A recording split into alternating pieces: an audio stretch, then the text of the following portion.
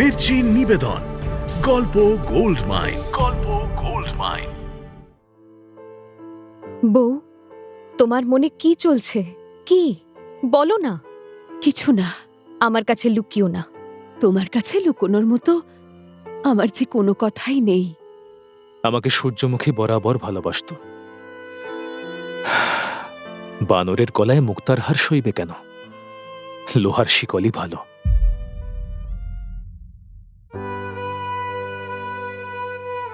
মির্চি গল্প গোল্ড মাইনে আপনাকে স্বাগত। মণিমাণিক্যে ভরা বাংলা সাহিত্যের কিছু কালজয়ী উপন্যাস ও গল্প দিয়ে সাজানো আমাদের এই মির্চি গল্প গোল্ড মাইন। আজ শুনছেন বঙ্কিমচন্দ্র চট্টোপাধ্যায় রচিত সামাজিক উপন্যাস বিষবৃক্ষ। 1279 বঙ্গাব্দ অর্থাৎ ইংরেজির 1873 সালে এই উপন্যাসটি প্রথম প্রকাশিত হয়েছিল তৎকালীন বঙ্গদর্শন পত্রিকায়। আজ শুনছেন পঞ্চম পর্ব।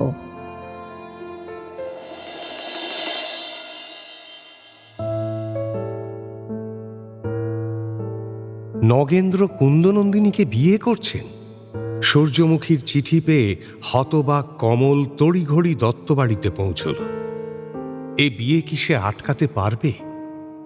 বজায় থাকবে নগেন্দ্র সূর্যমুখীর সংসার? নাকি সত্যি সত্যি কুন্দনন্দিনী হবে নগেন্দ্র দ্বিতীয় স্ত্রী? সূর্যমুখীর চিঠি হাতে পেয়ে কমলমণি তড়িঘড়ি তা খুলে পুরোটা পড়তে বসল। শেষ করে আবার পড়ল, তারপর আবার। এ কি ভয়ানক কথা লিখেছে সূর্যমুখী! প্রিয় কমল, তুমি কলকাতায় গিয়ে আমাদের একেবারেই ভুলে গিয়েছো দেখছি। তা না হলে মোটে একখানা চিঠি আসে। তোমার খবর পেতে যে আমি সর্বদা ব্যস্ত থাকি জানো না? তুমি কুন্দনন্দিনীর কথা জিজ্ঞাসা করেছিলে, তাকে পাওয়া গিয়েছে। শুনে খুশি হবে তুমি। ষষ্ঠী দেবতার পুজো দিও। তাছাড়া কিন্তু আরেকটা খোশ খবর আছে। কুন্দর সঙ্গে আমার স্বামীর বিয়ে হবে। হে বিয়েতে আমি ঘটক। বিধবা বিবাহ তো শাস্ত্রে আছে, তবে দোষ কি? 2-1 দিনের মধ্যেই বিয়ে হবে। তুমি তার মধ্যে এসে জুটতে পারবে না বোধহয়, না হলে তোমাকে নিমন্ত্রণ করতাম। তবে ফুলশয্যার সময় এসো কিন্তু, কারণ তোমাকে দেখতে স্বাদ হচ্ছে খুব। কমলমণি চিঠির মাথামুন্ডু কিছুই বুঝে উঠতে পারল না। অনেক ভেবেচিন্তে সতীশবাবুর সঙ্গে পরামর্শ করল। সতীশচন্দ্র ততক্ষণে হাতের সামনে একখানা বাংলা বই পেয়ে তার কোণ চিবিয়ে খাচ্ছিল। কমলমণি তাকে চিঠিটা পড়ে শোনাল, তারপর জিজ্ঞেস করল, এর মানে কি বলো দেখি সতুবাবু? সতুবাবু রসিকতার ভাব বুঝলেন, আর তাই মায়ের হাতের ওপর ভর দিয়ে দাঁড়িয়ে উঠে নাকে কামড় দিতে লাগলেন। সেই আহ্লাদে কমলমণিও সূর্যমুখীকে ভুলে গেল। সতুবাবুর নাক কামড়ানো সমাপ্ত হলে সে আবার চিঠিটা নিয়ে পড়তে বসল। মনে মনে বলল, এ সতুবাবুর কর্ম নয়। এ আমার সেই মন্ত্রীটি না হলে হবে না। মন্ত্রী রাপিস কি ফোরায় না? এসো তো সতুবাবু, আজ আমরা রাগ করে থাকি। যথাসময় মন্ত্রীবর শ্রীশচন্দ্র আপিস থেকে ফিরে ধরাচুড়ো ছাড়লেন। কমলমণি তাঁকে জল খাইয়ে শেষে সতীশকে নিয়ে রাগ করে খাটে গিয়ে শুয়ে পড়ল। শ্রীশচন্দ্র ব্যাপার স্যাপার দেখে হাসতে হাসতে হুঁকো হাতে দূরে কাউচের ওপর গিয়ে বসলেন। হালকা মেজাজে স্ত্রীকে বললেন,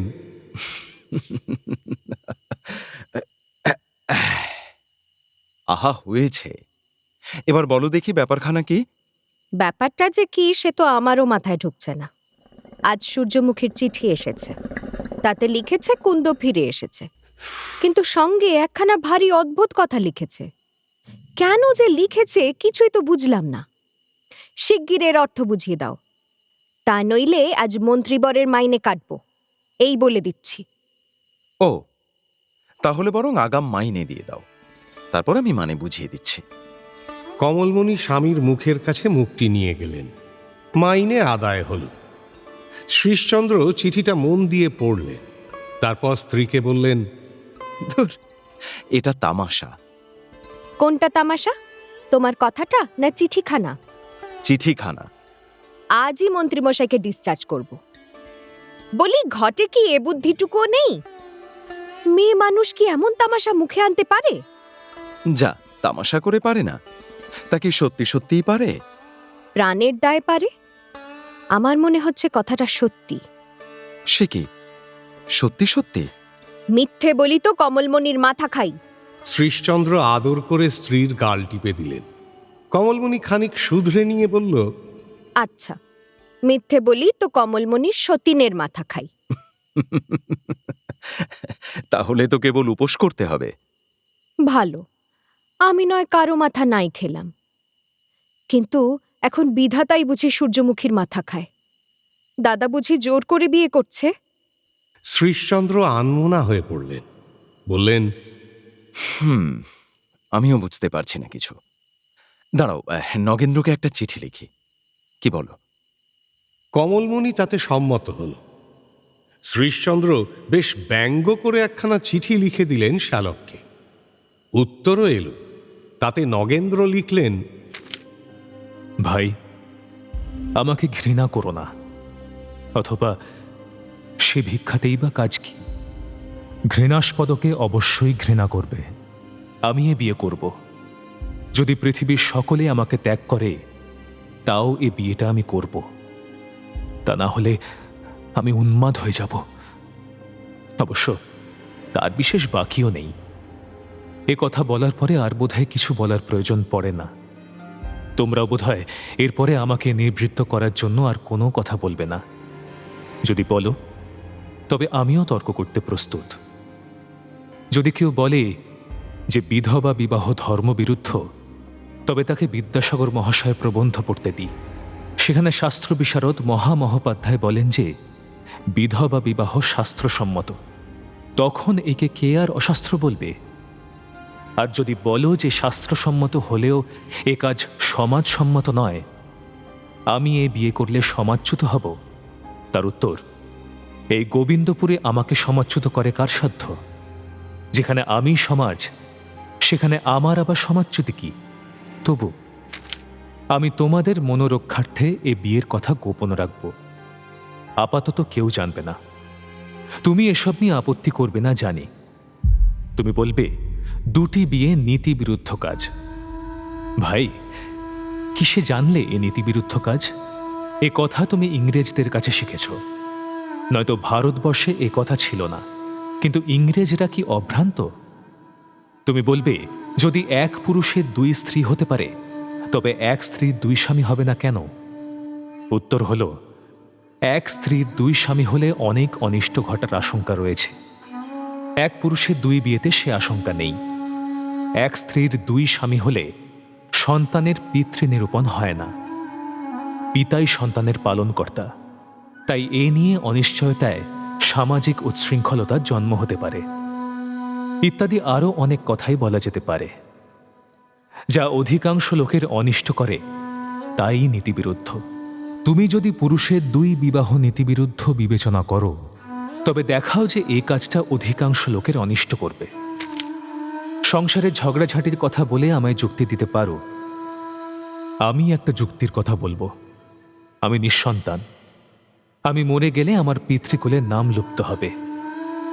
সেখানে এই বিয়েটা হলে সন্তান লাভের সম্ভাবনা রয়েছে। তা কি অযুক্তি? শেষ আপত্তি সূর্যমুখী। স্নেহময় পত্নীর জীবনে কাঁটা বিছায় কেন? উত্তর, সূর্যমুখী এ বিয়েতে দুঃখিত নয়। সেই বিয়ের প্রসঙ্গ উত্থাপন করেছে, সেই আমাকে এ কাজে প্রবৃত্ত করেছে, সেই এতে উদ্যোগী। তবে আর কার আপত্তি? তবে কোন কারণে আমার এ বিয়ে নিন্দনীয়? দাদার এহেন চিঠি পড়ে হতবাক হয়ে গেল কমলমণি। শ্রীশচন্দ্রকে সে বলল, কোন কারণে নিন্দনীয় তা জগদীশ্বর জানেন। তাই বলে এমন ভ্রম? পুরুষ মানুষ বুঝি কিছুই বোঝে না? যাই হোক মন্ত্রীবর, আপনি প্রস্তুত হয়ে নিন। আমাদের গোবিন্দপুরে যেতে হবে। তুমি কি এ বিয়ে বন্ধ করতে পারবে? না পারি তো দাদার সামনেই মরব। তা পারবে না, তবে নতুন ভাজের নাক কেটে আনতে নিশ্চয়ই পারবে। চলো, আমরা বরং সেই উদ্দেশ্যেই যাই। দুজনে মিলে গোবিন্দপুর যাত্রা তোড়জোড় শুরু হলো। পরদিন সকালেই সপরিবারে নৌকোয় চাপল কমলমণি। যথাসময়ে পৌঁছেও গেল দত্ত বাড়িতে। বাড়িতে ঢোকার আগেই দাসীদের সঙ্গে এবং গ্রামের অনেক মহিলার সঙ্গেই দেখা হলো। অনেকেই তাদের নিতে এসেছিল ঘাটে। বিয়ে হয়ে গিয়েছে কিনা তা জানতে কমলমণি ও শ্রীশচন্দ্র উভয়েই ব্যগ্র হয়ে উঠেছিল। তবু কাউকে সে প্রশ্ন আর করে উঠতে পারল না। লজ্জার মাথা খেয়ে এ কথা মুখ ফুটে জানতে চাওয়া যায় নাকি? কমলমণি অতি ব্যস্ত হয়ে অন্তঃপুরে ঢুকল। শ্রীমান সতীশচন্দ্র যে পেছনে পড়ে রয়েছে সে কথাও তার মাথায় ছিল না। এক প্রকার ছুটেই ভেতরে গিয়ে কমল দাসীদের জিজ্ঞেস করল, সূর্যমুখী কোথায়? গিন্নিমা কি ভিতরের ঘরে? শিগগির বলো, ভীষণ দরকার। কমলমণি এমনিতেই ভয়ে সিঁটিয়ে গিয়েছিল মনে মনে। পাছে কেউ বলে ফেলে বিয়ে হয়ে গিয়েছে, কিংবা বলে সূর্যমুখী মরে গিয়েছে। দাসীরা অবশ্য স্বস্তির খবর দিল। গিন্নিমা শোয়ার ঘরে আছেন গো দিদিমণি, যাও ভেতরে। কমলমণি এক ছুটে শোয়ার ঘরে গেল। সেখানে ঢুকে প্রথমে কাউকেই দেখতে পেল না সে। তারপর এদিক ওদিক চোখ চালিয়ে নজর পড়ল ঘরের কোণে। বন্ধ জানলার পাশে মাথা নিচু করে এক নারী মূর্তি। তার মুখ দেখতে পায়নি কমল, তবে চিনতে পারল সূর্যমুখী। কমলমণির পায়ের শব্দে সূর্যমুখী উঠে এলো কাছে। কমল মুখ ফুটে তাকে প্রশ্ন করে উঠতে পারল না বিয়ে হয়ে গিয়েছে কিনা। এ কি চেহারা হয়েছে তার ভাজের! নবদেবদারুর মতো দেহতরু যেন ধনুকের মতো ভেঙে পড়েছে। পদ্মপলাশের মতো যে চোখ জোড়ায় সর্বদা আনন্দ মাখা থাকত তা যেন কোটরে ঢুকে গিয়েছে। পদ্মের মতো মুখখানি যেন দীর্ঘায়িত হয়ে গিয়েছে। কমলমণি বুঝল বিয়ে সম্পন্ন হয়েছে। মৃদু স্বরে সে শুধু সূর্যমুখীকে জিজ্ঞাসা করল, কবে হলো? কাল। কমলমণি সেখানেই ধপ করে বসে পড়ল। পাশটিতে বসে পড়ল সূর্যমুখীও। দুজনের চোখ দিয়েই জল গড়াতে লাগলো নীরবে। কমলের কোলে মাথা লুকিয়ে কাঁদতে লাগলো সূর্যমুখী। ননদের চোখের জলে ভিজতে লাগলো তার অসহায় ভাজের চুল থেকে বুক। নগেন্দ্র তখন বৈঠকখানায়। পাশে গম্ভীর মুখে বসেছিলেন শ্রীশচন্দ্র। তার সঙ্গেও ভালো করে কথা বলতে পারছিলেন না নগেন্দ্র। একবার সূর্যমুখীর কথা স্মরণে আসছিল বটে, তবু তাঁর মন জুড়ে শুধুই কুন্দনন্দিনী। তিনি ভাবছিলেন, কুন্দনন্দিনী, কুন্দ আমার স্ত্রী, কুন্দ কুন্দ সে আমার। আচ্ছা, সূর্যমুখী তো উদ্যোগী হয়ে আমাদের বিয়ে দিয়েছে, তবে আমার এ সুখে কার আপত্তি? কেনই বা আপত্তি? বেলা গড়িয়ে বিকেল, বিকেল গড়ালো সন্ধে। অবশেষে কমলমণি ও সূর্যমুখী একে অন্যের সঙ্গে স্পষ্ট করে কথা বলতে সমর্থ হল। সূর্যমুখী নগেন্দ্র ও কুন্দনন্দিনীর বিবাহ বৃত্তান্ত সবটা খুলে বলল কমলমণিকে। বিস্মিত কমল তাকে প্রশ্ন করল, এ বিয়ে তার মানে তোমার আয়োজনেই হয়েছে? নিজের মৃত্যুর উদ্যোগ তুমি নিজেই করলে? আমি কে? বৃষ্টির পর ছেঁড়া ছেঁড়া মেঘে যেমন ক্ষীণ বিদ্যুৎ রেখা দেখা যায়, সূর্যমুখীর ঠোঁটেও তেমনি হাসি দেখা দিল। সে বলল, একবার তোমার ভাইকে দেখে এসো, তার মুখ ভরা আহ্লাদ দেখে এসো, তখন জানতে পারবে তিনি আজ কত সুখে সুখী। ওর এত সুখ যে আমি চোখে দেখলাম, তাতে কি আমার জীবন সার্থক হলো না?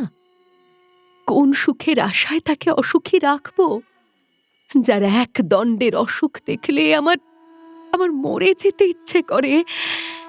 দেখলাম তার মর্মান্তিক অসুখ, সে সব সুখ বিসর্জন দিয়ে দেশ ত্যাগের উদ্যোগ করছে। তবে আমার আর কি সুখ রইল? তাই আমি তাকে বললাম, প্রভু তোমার সুখই আমার সুখ। তুমি কুন্দকে বিয়ে করো, আমি সুখী হব। তাই সে বিয়ে করেছে। আর তুমি তুমি সুখী হয়েছ? আবার আমার কথা উঠছে কেন? আমি কে? যদি কখনো স্বামীর পায়ে কাঁকর ফুটেছে দেখেছি, তখনই মনে হয়েছে আমি ওখানে বুক পেতে দিই না কেন? স্বামী আমার বুকের ওপরে পা রেখে যেতে পারত। বলতে বলতে সূর্যমুখী চুপ করে গেল, নীরবে বসে রইল খানিকক্ষণ। চোখ বেয়ে অবিশ্রান্ত ধারায় তার কাপড় ভিজে যেতে লাগলো। তারপর হঠাৎ মুখ তুলে জিজ্ঞেস করল, আচ্ছা কমল, কোন দেশে মেয়ে হলে মেরে ফেলে গো? কমলমণি সূর্যমুখীর মনের ভাব বুঝতে পারল। সে বলল, মেয়ে হলেই কি হয়, যার যেমন কপাল তেমনি ঘটে। আমার কপালের চেয়ে কার কপাল ভালো? কে এমন ভাগ্যবতী? কে এমন স্বামী পেয়েছে? রূপ, ঐশ্বর্য, সম্পদ সে সকলও তুচ্ছ কথা। এত গুণ কার স্বামীর? আমার কপাল জোর, কপাল। তাও কেন এমন হলো বলতে পারো? এও কপাল। তবে এ জ্বালায় মন পড়ে কেন? এই বলছো স্বামীর আজকের আহ্লাদে ভরা মুখ দেখে তুমি সুখী, তবু আবার বলছো মন পড়ে কেন? দুই কথাই কি সত্যি? হ্যাঁ, দুই সত্যি। আমি তার সুখে সুখী, কিন্তু আমায় আমায় যে সে পায়ে ঠেললো। পায়ে ঠেলেছে বলেই তো তার এত আহ্লাদ। সূর্যমুখীর মুখে আর কথা জোগাল না। কান্নায় গলা বুজে এলো, চোখ ভেসে গেল জলে। তার অসমাপ্ত কথার মর্ম কমলমণি পুরোপুরি বুঝেছিল। সে বলল, তোমায় সে পায়ে ঠেলেছে বলেই তোমার এত অন্তর্দাহ। তবে কেন বলছো আমি কে? তোমার মনের আধখানা আজও আমিতে ভরা, নইলে আত্মবিসর্জন করেও অনুতাপ করবে কেন? অনুতাপ করি না। ভালো যে করেছি এতে আমার কোনো সংশয় নেই, কিন্তু মরণে তো যন্ত্রণা আছেই। আমার মরণই ভালো বলে নিজের হাতে নিজেই মরলাম। তাই বলে মরণের সময় কি তোমার কাছে কাঁদতে পারবো না? সূর্যমুখী ঝরঝরিয়ে কেঁদে ফেলল। কমল তার মাথা নিজের বুকে টেনে এনে জড়িয়ে রাখল। সব কথা মুখে বলা হয়ে উঠছিল না, কিন্তু অন্তরে অন্তরে কথা চলছিল ঠিক। নিজের মনের ভেতরে কমলমণি বেশ বুঝতে পারছিল সূর্যমুখী কতটা দুঃখী। তেমনি সূর্যমুখীও টের পাচ্ছিল যে কমল তার দুঃখ বুঝতে পারছে। একসময় দুজনেই কান্না থামিয়ে চোখ মুছল। সূর্যমুখী নিজের কথা বাদ দিয়ে অন্যান্য কথা পাড়ল। কই আমার সতুবাবু কোথায়? আছে তো, এসেছে, বাইরে কোথাও খেলছে বোধহয়। সে কি? ডাকো ডাকো তাকে। এই, কে কোথায় আছিস লো? যা দেখি শিগগির এ ঘরে নিয়ে আয় আমাদের সতুবাবুকে। দাসীরা সতীশকে দিয়ে গেল ঘরে। তাকে জড়িয়ে ধরে আদরে আদরে ভরিয়ে দিল সূর্যমুখী। কত কথা বলল দুজনে। সতুবাবু তার নিজস্ব ভাষায় জবাব দিয়ে গেলেন একের পর এক। তার আধো আধো মিষ্টি কথায় সূর্যমুখীর বুঝি যন্ত্রণায় মলম পড়ল খানিক। এরপর সে অনেকক্ষণ শ্রীশচন্দ্রকে নিয়ে কথা বলল কমলমণির সঙ্গে। সতীশের পড়াশুনো থেকে বিয়ে সবই উঠে এলো সে আলোচনায়। গভীর রাত পর্যন্ত চলছিল ননদ ভাজের একান্ত আলাপচারিতা। শেষে সূর্যমুখী স্নেহভরে জড়িয়ে ধরল কমলকে। সতীশেরও মুখচুম্বন করল। তাদের বিদায় দিতে গিয়ে আবারও সূর্যমুখীর চোখ ফেটে জল এলো। কাঁদতে কাঁদতেই সে সতীশের মাথায় হাত ছুঁয়ে আশীর্বাদ করল। আশীর্বাদ করি বাবা, তোমার মামার মতো অক্ষয় গুণে গুণবান হও। এর চেয়ে বড় আশীর্বাদ তো আমার জানা নেই। সূর্যমুখী স্বাভাবিক মৃদু স্বরে কথা বলছিল, তবু তার গলার স্বরে, বলার ভঙ্গিতে কমলমণি চমকে উঠল। বলল, বউ, তোমার মনে কি চলছে? কি বলো না। কিছু না। আমার কাছে লুকিও না। তোমার কাছে লুকোনোর মতো আমার যে কোনো কথাই নেই। কমলমণি আশ্বস্ত হয়ে ঘুমোতে গেল। কিন্তু সূর্যমুখীর লুকোনোর মতো একটি কথা ছিল, তা কমল জানতে পারল ঘুম ভেঙে উঠে। সকালে সূর্যমুখীর সন্ধানে তার ঘরে গিয়ে দেখল সে নেই। টান টান বিছানার ওপর একখানা চিঠি পড়ে আছে শুধু। সে চিঠি দেখেই কমলমণির মাথা ঘুরে গেল। পড়তে হলো না, না পড়েই সে সবটা বুঝতে পারল। বুঝল সূর্যমুখী চলে গিয়েছে। চিঠিখানা খুলে পড়ার প্রবৃত্তি আর হলো না। তা নিজের হাতে দুমড়ে মুচড়ে ফেলতে লাগলো কমলমণি। নিজের কপালে করাঘাত করে বলতে লাগলো, উফ, আমিই পাগল। না হলে কাল ঘরে যাওয়ার সময় বুঝেও বুঝতে পারলাম না কেন।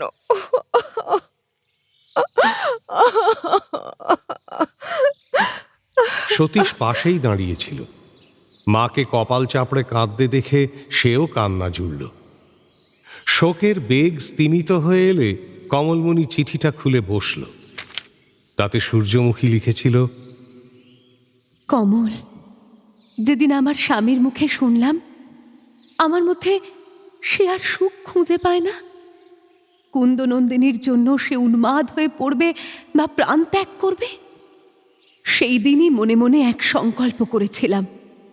ঠিক করেছিলাম যদি কুন্দকে আবার কখনো পাই, তার হাতে সমর্পণ করে স্বামীকে সুখী করব। কুন্দনন্দিনীকে স্বামী দান করে নিজে গৃহত্যাগ করব। কারণ আমার স্বামী কুন্দনন্দিনীর হলো, এই যে নিজের চোখে দেখতে পারবো না। এখন কুন্দনন্দিনীকে ফিরে পেয়ে তাকে স্বামী দান করলাম। আমিও তাই ঘর ছেড়ে চললাম। কাল বিয়ে হয়ে যাওয়ার পরেই রাত্রে গৃহত্যাগ করে যেতাম। কিন্তু স্বামীর যে সুখের জন্য নিজের প্রাণ নিজেই বধ করলাম, সে সুখ দু একদিন নিজের চোখে দেখে যাওয়ার স্বাদ ছিল। আর আর তোমাকে আরেকবার দেখে যাওয়ার স্বাদ ছিল। তাই তোমাকে আসতে লিখেছিলাম। জানতাম তুমি অবশ্যই আসবে। এখন এখন আমার উভয় স্বাদই পূর্ণ হয়েছে। আমার যে প্রাণাধিক সে সুখী হয়েছে, তা দেখেছি। তোমার কাছে বিদায় নিয়েছি। এখন আমি চললাম। তুমি যখন এ চিঠি পাবে, আমি অনেক দূর চলে গিয়েছি। তোমাকে যে বলে এলাম না, তার কারণ তাহলে তুমি আমায় আসতে দিতে না। এখন তোমার কাছে একটি মাত্র ভিক্ষা, আমার আর সন্ধান করো না। আর যে তোমার সঙ্গে সাক্ষাৎ হবে এমন ভরসা নেই। কুন্দনন্দিনী থাকতে আমি আর এদেশে আসব না, এবং আমার সন্ধানও পাবে না। আমি এখন পথের কাঙালিনী হলাম। ভিখারিনী বেশে দেশে দেশে ঘুরব, ভিক্ষা করে দিন কাটাবো। আমাকে কে চিনবে? টাকা করে সঙ্গে নিলে নিতেই পারতাম, কিন্তু প্রবৃত্তি হলো না। আমার স্বামীকেই আমি ত্যাগ করে চললাম, সোনার উপসঙ্গে নিয়ে যাব। তুমি আমার একটি কাজ করো, আমার স্বামীর চরণে আমার কোটি কোটি প্রণাম জানিও। তাকে চিঠি লিখে যাওয়ার অনেক চেষ্টা করলাম, কিন্তু পারলাম না। চোখের জলে অক্ষর দেখতে পেলাম না। কাগজ ভিজে নষ্ট হলো। কাগজ ছিঁড়ে ফেলে আবার লিখলাম, আবার ছিঁড়লাম, আবার ছিঁড়লাম। কিন্তু যে কথাগুলো বলার ছিল তা কোনো চিঠিতেই বলতে পারলাম না। কথা বলতে পারলাম না বলে তাকে চিঠি লেখাও হলো না। তুমি যেমন করে ভালো বিবেচনা করো তেমন করে এ খবর তাকে দিও, বুঝিয়ে বলো তার উপরে রাগ করে আমি দেশান্তরে যাচ্ছি না। তার উপরে আমার কোনো রাগ নেই, কখনো তার উপরে রাগ করিনি, করবও না কখনো। যার কথা মনে পড়লেই আহ্লাদ হয়, তার উপরে কি রাগ হয়? তার উপরে যে অচলা ভক্তি, তাই রইল। যতদিন না মাটিতে এ মাটি মেশে ততদিন থাকবে। কারণ তার সহস্র গুণ আমি কখনো ভুলতে পারবো না। এত গুণ আর কারো নেই, এত গুণ কারো নেই বলেই আমি তার দাসী। এক দোষে যদি তার সহস্র গুণ ভুলতে পারতাম, তবে আমি তার দাসী হওয়ার যোগ্য নই। তার কাছে আমি জন্মের মতো বিদায় নিলাম, জন্মের মতো স্বামীর কাছে বিদায় নিলাম। এতেই জানতে পারবে যে আমি কতখানি দুঃখে সবকিছু ছেড়ে যাচ্ছি। তোমার কাছেও জন্মের মতো বিদায় নিলাম। আশীর্বাদ করি, তোমার স্বামী পুত্র দীর্ঘজীবী হোক, তুমি চিরসুখী হও। আরও আশীর্বাদ করি, যেদিন তুমি স্বামীর প্রেমে বঞ্চিত হবে, সেই দিন যেন তোমার আয়ু শেষ হয়। আমায় আমায় এই আশীর্বাদ কেউ করেনি। চিঠি হাতে কমলমণি নির্বাক হয়ে বসে রইল। সে বেশ বুঝছিল বিষ বৃক্ষের বীজ তারা একদিন নিজে হাতে রোপণ করেছিল এ বাড়িতে। আজ সে গাছ ফনফনিয়ে বেড়ে উঠেছে। দূর থেকে এর শোভা অতি মনোরম, কিন্তু এর ফল বড় বিষাক্ত। যে খায় সেই মরে। তাই চিত্ত সংযমই এর থেকে বাঁচার মূল উপায়। নগেন্দ্র বোধ করি সেই শিক্ষা কখনো পাননি। ঈশ্বর তাঁকে সকল সুখের অধিপতি করেছিলেন। সুপুরুষ চেহারা, অতুল ঐশ্বর্য, নিরোগ শরীর, সুশীল চরিত্র, সর্বব্যাপী বিদ্যা, সুন্দরী সাধ্বী স্ত্রী, এত কিছু একজনের ভাগ্যে প্রায়ই থাকে না। নগেন্দ্র সব পেয়েছিলেন। তিনি নিজের চরিত্রগুণেও চিরকাল সুখী ছিলেন। সত্যবাদী অথচ প্রিয়ংবদ, পরোপকারী অথচ ন্যায়নিষ্ঠ, দাতা অথচ মিতব্যয়ী, স্নেহশীল অথচ কর্তব্য কর্মে অবিচল। বাবা মা বেঁচে থাকতে তাঁদের পরম ভক্ত ছিলেন। স্ত্রীর প্রতি নিতান্তই অনুরক্ত। ভৃত্যের প্রতি দয়ামায়া, অনুগতের প্রতিপালন, শত্রুর প্রতি বিবাদ শূন্যতা সবই তাঁর স্বভাবে ছিল বরাবরই। কপালে এত সুখ না থাকলে হয়তোবা তিনি এত দুঃখীও কখনো হতেন না। দুঃখী ছিলেন বলেই লোভে পড়েছিলেন। যার যা অভাব তাতেই সে লোভ করে। কুন্দনন্দিনীকে লুব্ধ চোখে দেখার আগে নগেন্দ্র কখনো লোভে পড়েননি, কারণ তার কোনো অভাববোধ ছিল না। সুতরাং লোভ সংবরণ করার জন্য যে মানসিক শিক্ষা আবশ্যক, তা তাঁর কোনোদিনও হয়নি। তাই তিনি মনকে লাগাম পরানোর চেষ্টা করেও পারেননি। নগেন্দ্রর দোষ গুরুতর। তাই আরম্ভ হল গুরুতর প্রায়শ্চিত্ত। সূর্যমুখীর বাড়ি ছাড়া হওয়ার খবর রটে যেতে তার খোঁজও শুরু হয়ে গেল পুরোদমে। নগেন্দ্র লোক পাঠালেন দিকে দিকে। চারিদিকে লোক পাঠালেন শ্রীশচন্দ্র, লোক পাঠালো কমলমণিও। দাসীরা জলের কলসি ফেলে ছুটল। হিন্দুস্তানি দারোয়ানরা বাঁশের লাঠি হাতে তুলো ভরা ফরাসি ছিটের মির্জাই গায়ে নাগরা জুতোয় মশমশ শব্দ তুলে দৌড়ল। খানসামারা গামছা কাঁধে মা ঠাকরুনকে ফেরাতে চলল। কিছু আত্মীয় গাড়ি নিয়ে বড় রাস্তায় দেখতে গেল। গ্রামের লোকেরা মাঠে ঘাটে খুঁজে দেখতে লাগলো। গাছতলায় কমিটি করে আলোচনায় দেদার তামাক পুড়তে লাগলো। ভদ্রলোকেরাও বারোয়ারি আটচালায়, শিব মন্দিরের রকে, ন্যায়কচকচি ঠাকুরের টোলে এবং এমন আরও নানান স্থানে বসে ঘোঁট পাকাতে লাগলেন। এ কি হলো বলো দেখি? দত্তগিন্নি এমনটা করলো কেন? জানা আছে কিছু? বড় লোকদের বাড়িতে কত কি যে ঘটে। আহা, কারণটা কি তা তো জানতে হবে। ওই আশ্রিতা মেয়েটাকে নিয়ে কিছু নাকি? ওই যে নিখোঁজ হয়েছিল কদিন আগে। গ্রামের ঘাটগুলোয় মেয়ে মহলে ততক্ষণে ছোটখাটো আদালত বসে গিয়েছে। নির্ঘাত ওই মেয়ে নষ্টের গোড়া। আরে ওই যে গা, ওই কুন্দ নাকি দত্ত বাড়িতে ছিল, মাঝে কোথায় চলে গেল, আবার তো নাকি ফিরেও এলো। সে মেয়ের রূপ দেখে তো চোখ ফেরানো যায় না। ওই রূপেই নির্ঘাত দত্তবাবু ভুলেছে। সে মেয়েও বলিহারি, যে আশ্রয় দিল তারই সংসার ভাঙবি। সেই দুঃখে কি আমাদের দত্তকিন্নি ঘর ছেড়ে গেল নাকি? তা বর যদি অন্য মেয়ের দিকে ঢলে পড়ে আর কি বা করবে? কপাল তো পুড়েছে। সে বাপু ও মেয়েটাকে বাড়ি থেকে বার করে দিতে পারলো না, ঝগড়া করতে পারলো না। নিজেকে চলে যেতে হবে। কেন গো? দত্তগিন্নিকে তো দেখলে এতকাল, কোনোদিনও ঝগড়া করতে দেখেছ? আর স্বামী বা এ বয়সে এসে অন্য মেয়ের পাল্লায় পড়ে? ঝাঁটা মারি বাবু অমন স্বামীর মুখে। বালক মহলে পর্যন্ত হইচই পড়ে গিয়েছিল। অনেক ছেলে ভরসা করতে লাগলো এই বুঝি পাঠশালা ছুটি হয়ে যায়। এসবের মধ্যে শ্রীশচন্দ্র নগেন্দ্র এবং কমলমণিকে ভরসা দিতে লাগলেন। আহা, অত ভয় পেও না। বৌঠান কখনো পথ হেঁটেছে নাকি? কত দূর আর যাবে? ওই 1 পোয়া 8 ক্রোশ পথ গিয়ে কোথাও হয়তো বসে আছে। এখনই ঠিক সন্ধান পেয়ে যাব। এমনি করেই 2-3 ঘন্টা পার হয়ে গেল। সূর্যমুখীর কোনো খোঁজ মিলল না তবু। অস্থির হয়ে নগেন্দ্র নিজেই তার সন্ধানে বেরোলেন। কিছুক্ষণ রোদে পুড়ে মনে করলেন, আমি খুঁজে বেড়াচ্ছি, হয়তো এতক্ষণে সূর্যমুখীকে বাড়ি নিয়ে গিয়েছে। এই মনে করে নগেন্দ্র বাড়ি ফিরলেন। দেখলেন সূর্যমুখীর কোনো সংবাদ নেই। আবার বেরিয়ে গেলেন, আবার ফিরলেন। এভাবে গোটা দিন কেটে গেল। তবে শ্রীশচন্দ্র যা বলেছিলেন তাই ঠিক। সূর্যমুখী কখনো পায়ে হেঁটে বাড়ির বাইরে বেরোয়নি। কত দূর আর যাবে? বাড়ি থেকে 8 ক্রোশ দূরে একটা পুকুর ধারে আম বাগানে সে শুয়েছিল।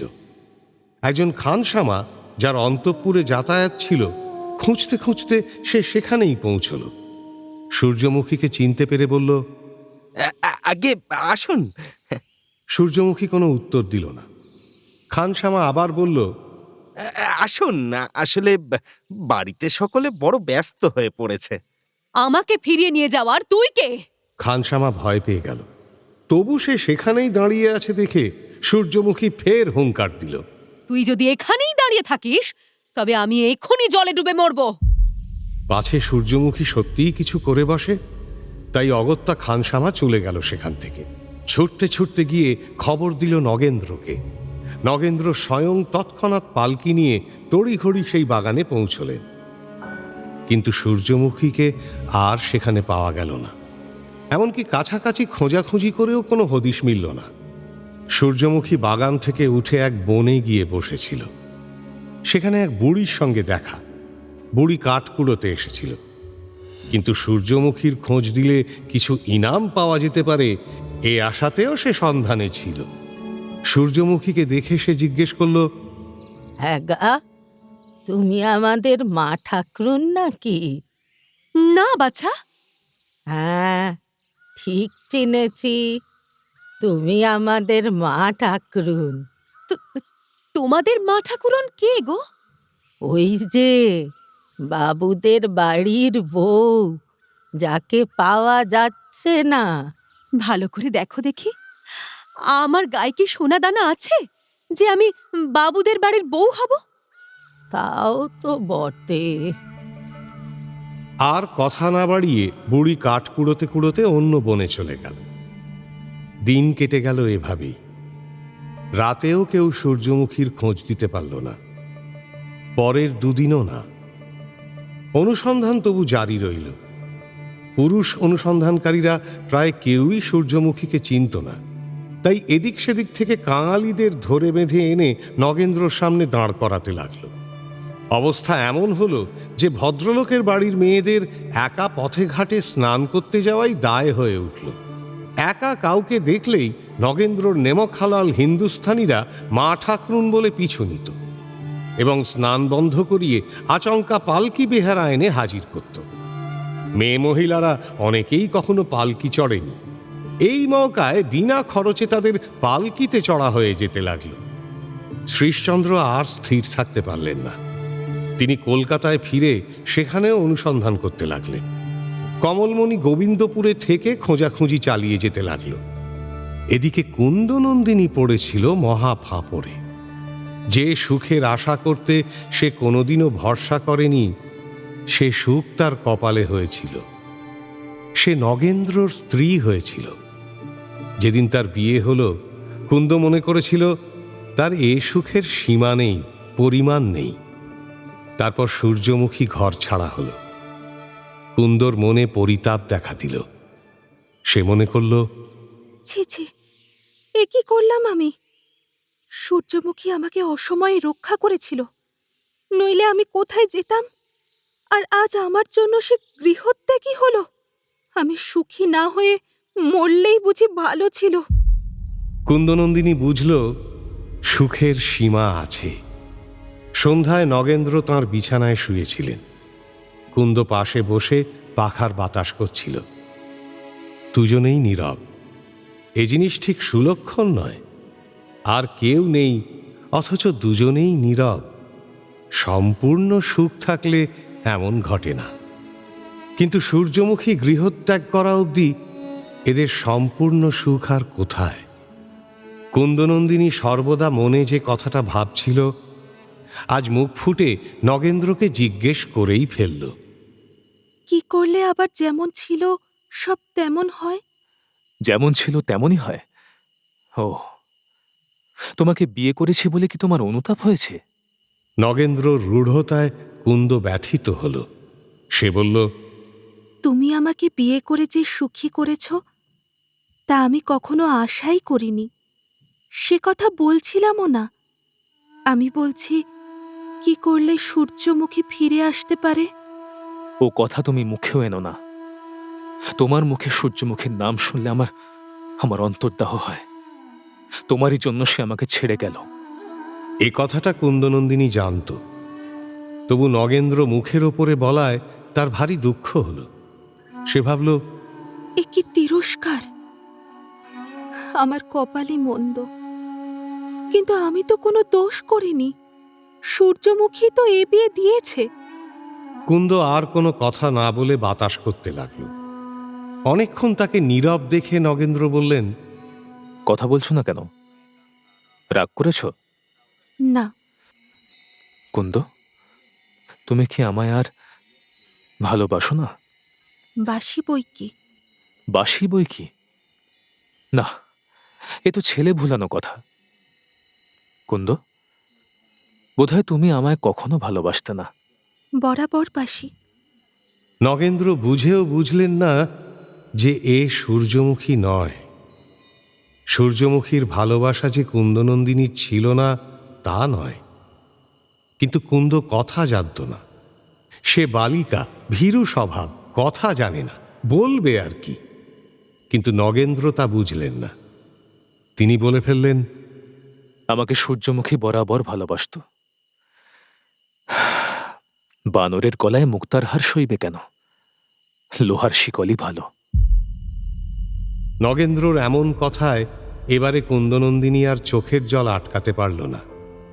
ধীরে ধীরে সে উঠে ঘর থেকে বেরিয়ে গেল।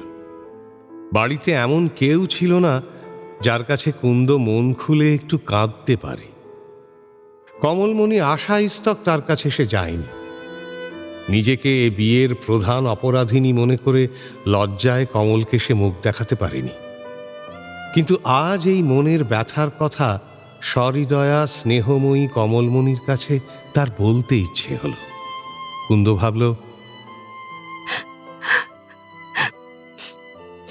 সেই যেদিন আমার প্রেমের অপরিণতির কথা ভেবে নিরাশায় ডুবে গিয়েছিলাম, কমলমণি তখন আমার পাশে ছিল। আমার দুঃখে সেও তো দুঃখ পেয়েছিল। কোলে নিয়ে নিজের হাতে আমার চোখের জল মুছিয়ে দিয়েছিল। আজও কি তাই যাব? সে কি আমায় ফিরিয়ে দেবে? ভাবতে ভাবতে নিজের কান্নাটুকু নিয়ে কুন্দ কমলমণির কাছে গেল। তাকে দেখে কমল অপ্রসন্ন হল। কাছে আসতে দেখে বিস্মিতও হল, তবে মুখে কিছু বলল না। কুন্দ তার কাছে বসে কাঁদতে লাগল। কমলমণি কিছু বলল না, জিজ্ঞাসা করল না কি হয়েছে। সুতরাং কুন্দনন্দিনী নিজে থেকেই চুপ করল। কমল তখন বলল, উঠি, আমার কাজ আছে। কমলমণি চলে গেল সেখান থেকে। কুন্দনন্দিনী বুঝল সকল সুখেরই সীমা আছে। তার স্বামী নগেন্দ্র তখন দগ্ধ হচ্ছিলেন অনুশোচনায়।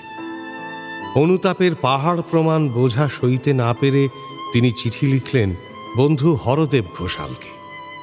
তাতে বেরিয়ে এলো তার মনের কাতর আরতি। বন্ধু, তুমি লিখেছ যে এই পৃথিবীতে আমি যত কাজ করেছি তার মধ্যে কুন্দনন্দিনীকে বিয়ে করাই আমার সবচেয়ে বড় ভুল কাজ। একথা আমিও স্বীকার করি। এ কাজ করেই আমি সূর্যমুখীকে হারালাম। সূর্যমুখীকে পত্নীরূপে পাওয়া বড় কপালের ব্যাপার। সকলেই মাটি খোঁড়ে, কিন্তু কোহিনূর একজনের কপালেই ওঠে। সূর্যমুখী সেই কোহিনূর। কুন্দনন্দিনী কোন গুণে তার স্থান পূরণ করবে? তবে কুন্দনন্দিনীকে তার জায়গায় বসিয়েছিলাম কেন? ভ্রান্তি, ভ্রান্তি। এখন আমার চেতনা হয়েছে। কুম্ভকর্ণের নিদ্রা ভঙ্গ হয়েছিল মরার জন্য। আমারও মরার জন্যই এ মোহনিদ্রা ভেঙেছে। এখন এখন সূর্যমুখীকে কোথায় পাব? আমি কেন কুন্দনন্দিনীকে বিয়ে করেছিলাম? আমি কি তাকে ভালোবাসতাম? ভালোবাসতাম বই কি, তার জন্য উন্মাদগ্রস্ত হতে বসেছিলাম। প্রাণ বেরিয়ে যাচ্ছিল, কিন্তু এখন বুঝছি সে কেবল চোখের ভালোবাসা। নইলে মাত্র 15 দিন হলো বিয়ে করেছি। এখনই কেন বলবো আমি তাকে ভালোবাসতাম? ভালোবাসতাম কেন? এখনো ভালোবাসি। কিন্তু আমার সূর্যমুখী কোথায় গেল? অনেক কথা লিখবো মনে করেছিলাম, কিন্তু আজ আর পারলাম না। বড় কষ্ট হচ্ছে। ইতি। হরদেব চিঠি পেয়ে মন দিয়ে সবটা পড়লেন, বুঝলেনও। তারপর বন্ধুকে লিখে পাঠালেন তার উত্তর। আমি তোমার মন বুঝি বন্ধু। কুন্দনন্দিনীকে তুমি ভালোবাসতে না এমন নয়, এখনো ভালোবাসো, কিন্তু সে যে কেবল চোখের ভালোবাসা এটা তুমি যথার্থ বলেছ। সূর্যমুখীর প্রতি তোমার গাঢ় স্নেহ কেবল 2 দিনের জন্য কুন্দনন্দিনীর ছায়ায় তা ঢাকা পড়েছিল। এখন সূর্যমুখীকে হারিয়ে তা তুমি বুঝেছ। যতক্ষণ সূর্যদেব কারো ছায়ায় ঢাকা পড়েন না, ততক্ষণই তার কিরণে আমরা তপ্ত হই। মেঘ ভালো লাগে, কিন্তু সূর্য অস্ত গেলে বুঝতে পারি সূর্যদেবী এ সংসারের চোখ। সূর্য বিনা সংসার আধার। তুমি নিজের হৃদয়ের কথা বুঝতে না পেরে এমন গুরুতর ভুল কাজ করেছ। কারণ যে ভ্রমে তুমি পড়েছিলে নিজে নিজে তা দূর করা বড় কঠিন। মনের অনেকগুলো ভাব আছে, তার সবগুলোকেই লোকে ভালোবাসা বলে, কিন্তু মনের যে অবস্থায় আমরা অন্যের সুখের জন্য আত্মসুখ বিসর্জন করতে শতপ্রস্তুত হই, তাকে প্রকৃত ভালোবাসা বলা যায়। শতপ্রস্তুত অর্থাৎ ধর্মজ্ঞান বা পুণ্যের আকাঙ্ক্ষা নয়। সুতরাং রূপবতীর রূপলালসা ভালোবাসা নয়।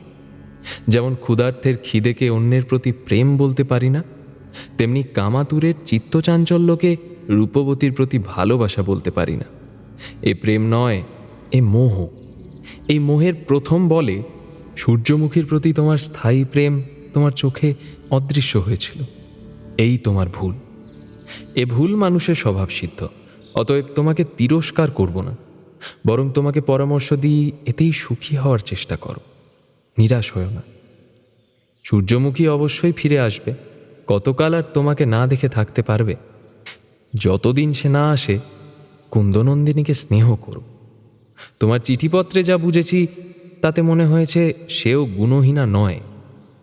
রূপজ মোহ দূর হলে সময়ের সঙ্গে স্থায়ী প্রেমের সঞ্চার হবে, তাহলে তাকে নিয়েও সুখী হতে পারবে। এবং যদি তোমার বড় বউয়ের সাক্ষাৎ আর না পাও, তবে তাকে ভুলে থাকতে পারবে। বিশেষত যেখানে ছোট বউ তোমাকে ভালোবাসে। ভালোবাসায় কখনো অযত্ন করো না, কেননা ভালোবাসাতেই মানুষের একমাত্র নির্মল ও অবিনশ্বর সুখ। ভালোবাসাই মনুষ্যজাতির উন্নতির শেষ উপায়। সব মানুষ একে অপরকে ভালোবাসলে পৃথিবীতে আর মনুষ্যকৃত অনিষ্ট থাকবে না। হরদেবের এই চিঠির উত্তর দিতে কিছুকাল দেরি হল নগেন্দ্রর। সে কারণও তার চিঠিতেই লেখা। তোমার চিঠি পেয়েছি, কিন্তু মানসিক কষ্টের কারণে এ পর্যন্ত উত্তর দেওয়া হয়নি।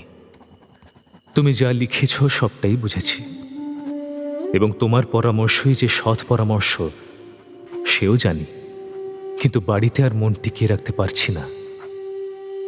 1 মাস হয়ে গেল আমার সূর্যমুখী আমাকে ত্যাগ করে চলে গিয়েছে, আর তার কোনো সংবাদ পেলাম না। সে যে পথে গিয়েছে আমিও সে পথে যাওয়ার সংকল্প করেছি। আমিও গৃহত্যাগ করব, দেশে দেশে তার সন্ধান করে বেড়াবো। তাকে পেলে নিয়ে ফিরব বাড়িতে, নইলে আর আসবো না। কুন্দনন্দিনীকে নিয়ে আর বাড়িতে থাকতে পারি না। সে চক্ষুশূল হয়েছে, তার দোষ নয়, দোষ আমারই। কিন্তু আমি আর তার মুখ দর্শন সহ্য করতে পারি না। আগে কিছু বলতাম না, এখন নিত্য ভৎসনা করি।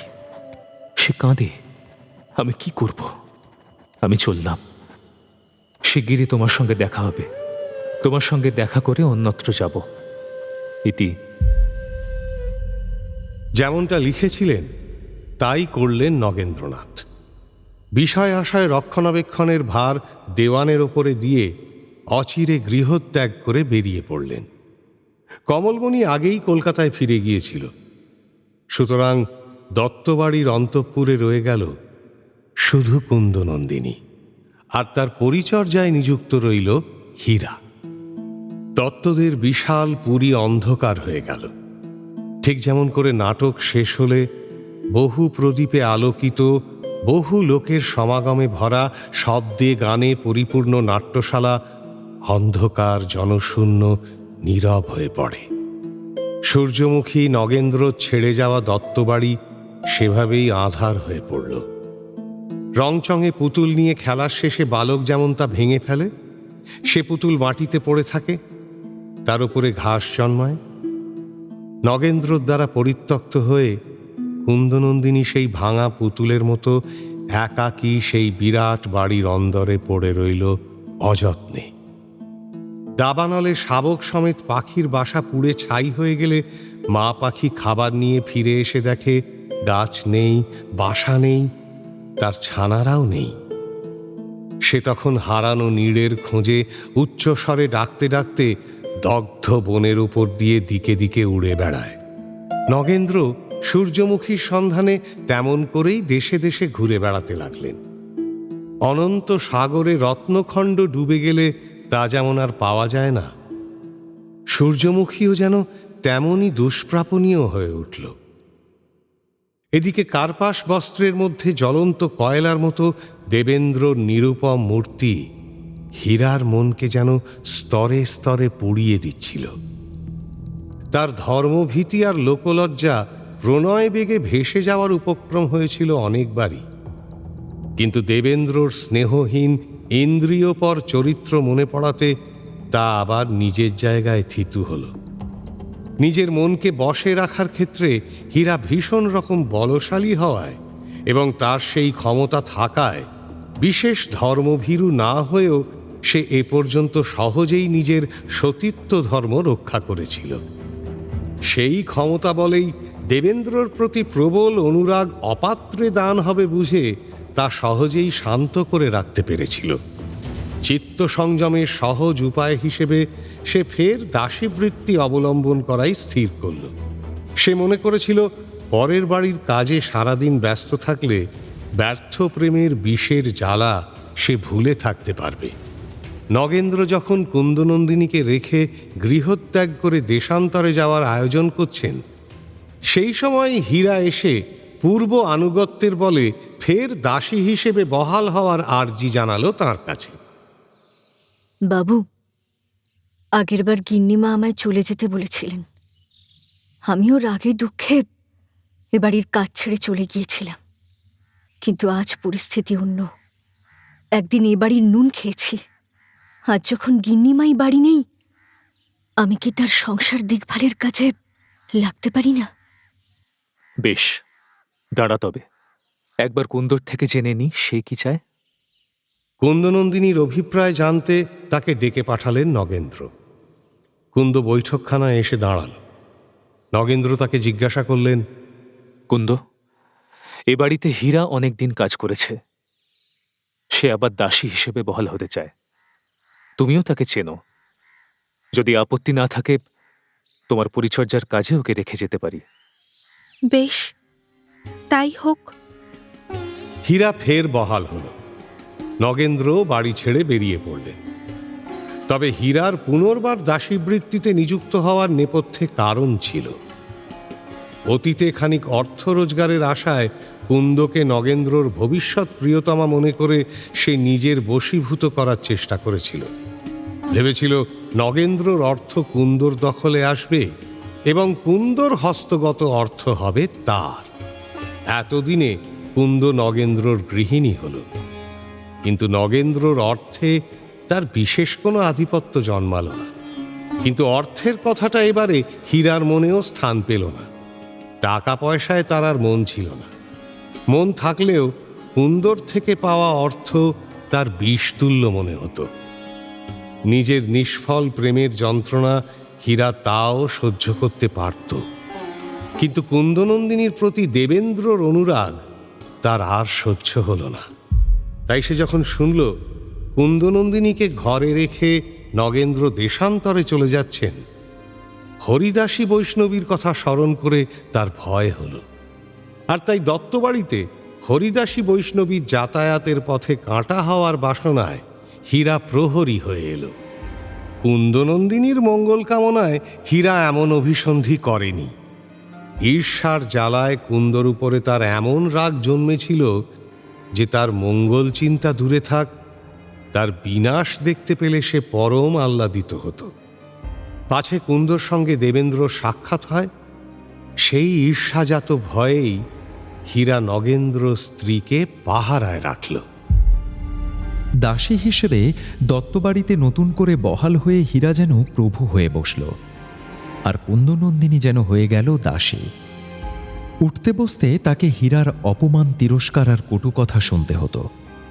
এর মধ্যেই হীরার আশঙ্কা সত্যি হল। দত্তবাড়িতে পা রাখল দেবেন্দ্র। কি হবে তারপর?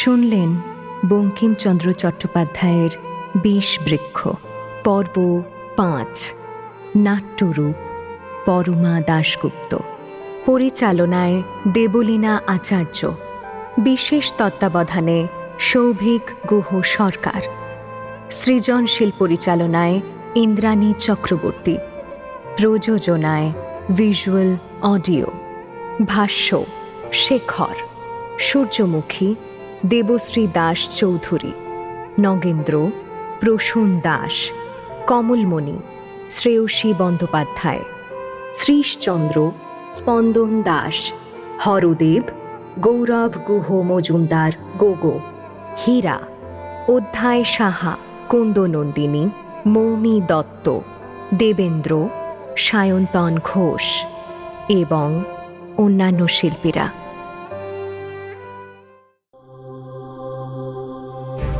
মির্চি নিবেদন, গল্প গোল্ড মাইন।